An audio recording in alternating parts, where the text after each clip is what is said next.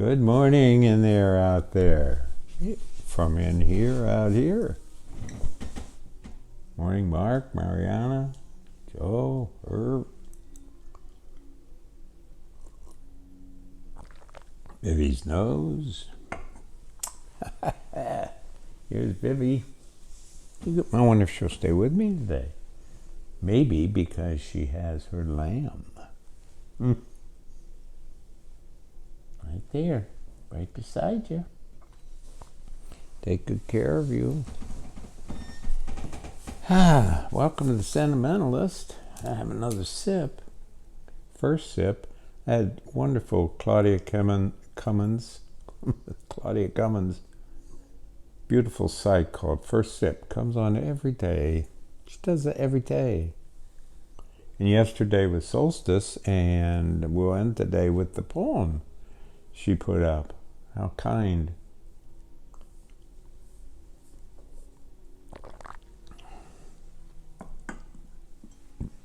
So the other night at this men's group I'm in, there was the question was, what's solstice? Does it mean anything to you, et cetera, et cetera? And everybody talked about, the summers here and everything. And I just said, yeah, it means the days get shorter.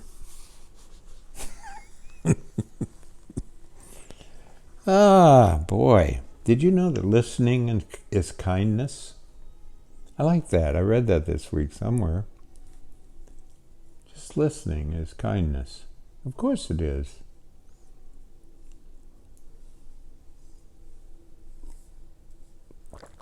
Do you know some good listeners? That sounded like Mr. Rogers. Do you know some good listeners? Oh boy, goodness. Do you know that this, oh boy, if I offend you Republicans, I apologize, but geez, oh man, this economic they planned, do you know that it's the same one that they set up right before the Great Depression? Gotta read those history books. Gotta read that Heather Cox Richardson. Oh boy. So, let's see. I had a little quibble with around here. It goes everywhere in the Reformed Church tradition, Reformed Journal. Had a little quibble with them because they say that we're totally depraved because... Oh, time out. Uh-oh. Oh, my goodness. Something itched and bit. Are you all right there, kiddo? Going to be there for a while? I guess we can't do that. Anyway, yeah, their economic plan's the same one as before the Great Depression. Get ready. Anyway, I was talking about the quibble I had. I said, there's a passage about the kingdom of God is within you, but their doctrine is that we're totally depraved. Is it like this? But total, it's just too difficult for me. Just too difficult. I wish they'd also get rid of this. Yeah, don't you wish, being called a conservative or a liberal, something. It's this easy splitting. Oh, you're a liberal. Oh, you're a conservative. Why don't we get rid of those? I'd like to be called a humaner. But then I got a bunch of people mad at me now, so I guess I can't be anything.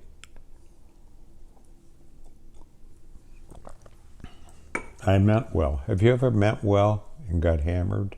It's quite an experience. My stomach's still in a knot. This weekend is our 40th wedding anniversary. Do you know what the 40th wedding anniversary is? Potash. No. Ruby, yeah. Boy, did I have a wonderful time at Oxbow, the art colony here last weekend. Holy cow, 12 people, astonishing, vulnerable, brave, interested. Conversations were just helped everybody. Ever been in one of those where somebody's not just talking and you're not listening, you're just hearing? Oh, everybody enriched everybody. And the ages were enormous, up into the close to 90. A woman who was 16, whoosh, like that. And everybody had a heartwarming intelligence, nothing pretentious, thrilled or happy or welcoming to what everybody else had to say. And I had this wonderful plan for this it was a 7-hour workshop. And I was so happy and excited. I actually thought, this is pretty good. And do you know, we got through a third of it. Well, they had a waiting list, so I'm going to do it again this Saturday. If you're around, I'm telling you, even just to be at Oxbow with all this, just everything disappears. I told you that last week. There's you can't even use your phone because it cuts off and be careful even in a crosswalk. Okay, this is my little warning of the day. 2 of my former colleagues are probably wheelchair bound for the rest of their lives because they were walking across and not speeding over the speed limit, but 40 miles an hour, 35 miles an hour, hit them, each of them. 2 different accidents. And it's 2 different accidents. Thank you, Julie. Yeah, not 2 guys getting hit at once. 2 different times. Had the right of way, had the crosswalk. Doesn't matter. And especially now around here, this is vacation season here at the lake. And I don't think we went to the lake last year. You've seen one lake, you've seen them all. He said that? Here's an interesting thing to do. Watch for kindness. We talk about kindness a lot. Gwendolyn Brooks, I had said Lucille Clifton, I meant Gwendolyn Brooks' religion was kindness. I like that. You getting moved around? You're going to go someplace else? You're not going to leave. She left Lammy and me. Oh, it's hot, so she's going to lie on the cooler wood floor. Yeah, there she goes. Well, anyway, what was, noticing, and at the end of the day, you jot down how many little kindnesses you saw. Not big ones, because those are, kind of obligated kindness. But just, look at that. And then at the end of the day, maybe you remember it, you jot it down. It helps within these times of such unkindness. Lack of kindness. Yeah, boy, do I know how that feels. Yeah. And there's Ross Gay's book, The Book of Delights. That's fun, where he writes down a delight for every day. And Vivi is now growling at Molly the cat. Can you get that on the tape? Sure. Oh, Vivi, don't steal the show with your silly growls about protecting her lamb. The cat doesn't want the lamb. You goofball. Here. Now, don't worry about it. There it is. No cat, it wants that lamb. No. Ross Gay's Book of Delights. And he sees something that's just delightful every day. So you could write on one side something kind you saw, or how many, and something delightful. And little's got to be it. Because, the Ferris wheel is the Ferris wheel. But somebody helping somebody off the Ferris wheel is another thing.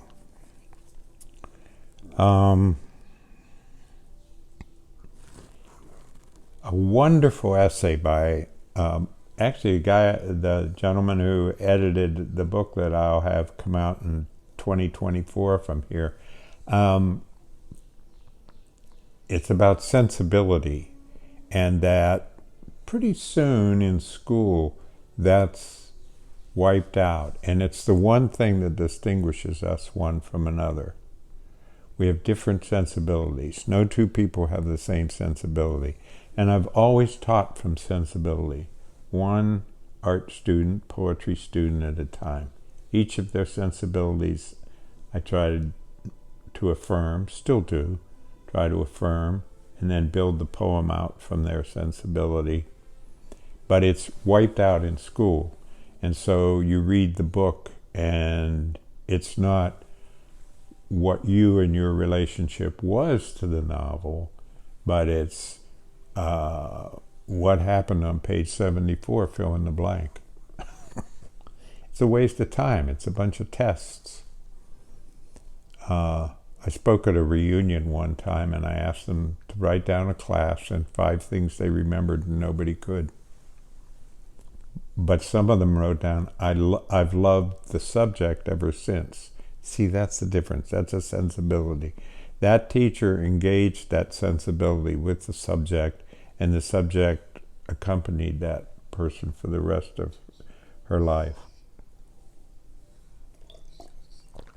But sensibility is not allowed in school. Most schools. I don't, sweeping generalizations. They get hammered. We went to a gay opera at our church on Saturday.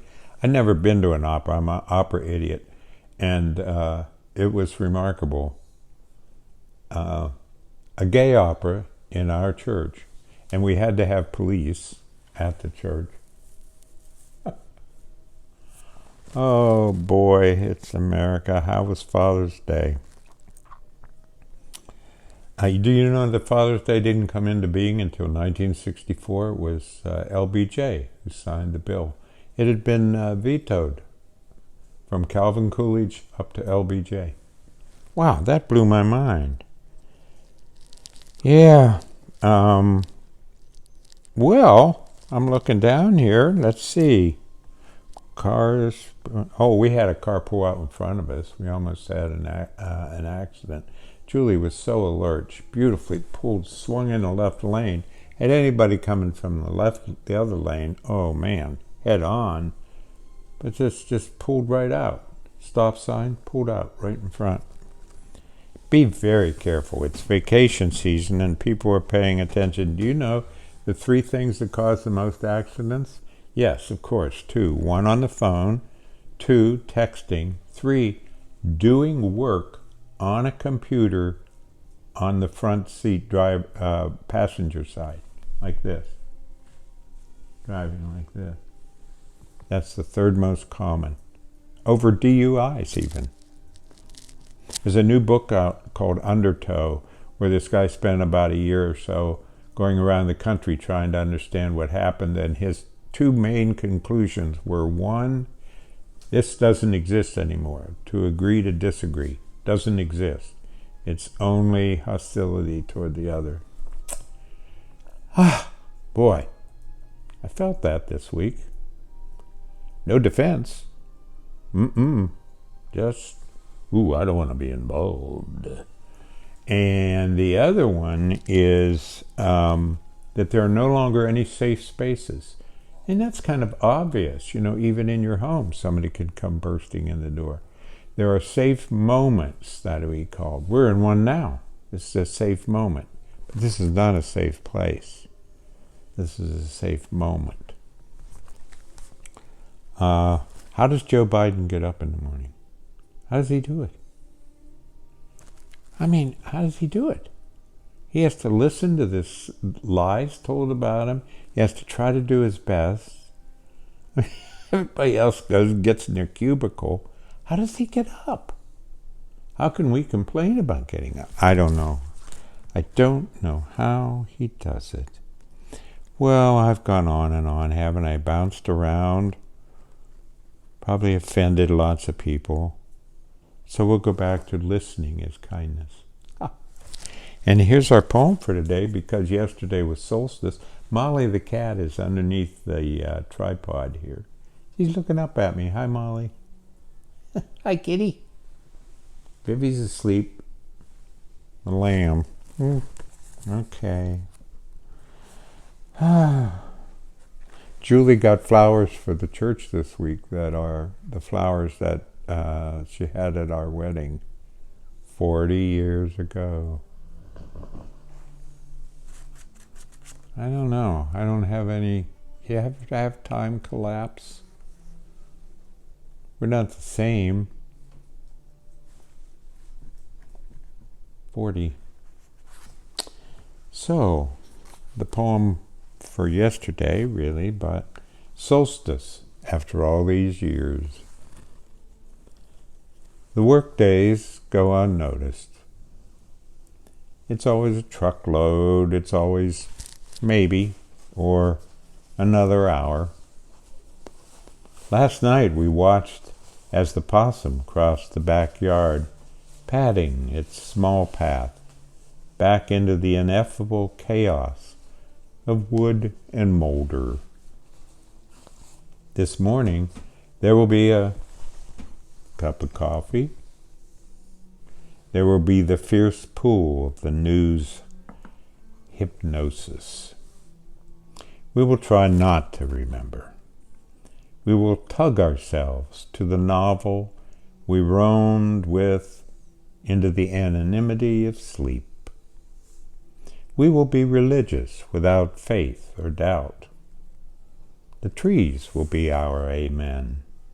The cedar waxwing at the feeder will take our place at communion, redeeming seed into flight and song. Tonight, within the moon's generosity, we will gather the vestments for tomorrow. Oh, take care. Try to be kind. Try to be cheerful. Thanks for being with me.